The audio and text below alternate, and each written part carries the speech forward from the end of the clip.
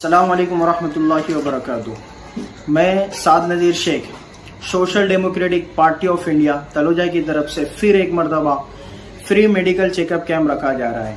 उसके अंदर HGD, ECG, general checkup और heart surgery, kidney stone surgery वगैरह वो सब का चेकअप किया जाएगा और कोई बड़ा प्रॉब्लम हो तो हॉस्पिटल में भी प्रोवाइड किया जाएगा। ये camp Taloja phase 2 sunshine international school के अंदर लगाया जाएगा। प्लॉट नंबर 23, 22, 23 और सेक्टर 23 के अंदर इंशाल्लाह ये कैंप लगेगा संडे के दिन 10 बजे से 5 बजे तक। इस कैंप में मयूरेश हॉस्पिटल की पूरी टीम हमारे साथ है जो हमारे साथ कोलैबोरेट कर रही है।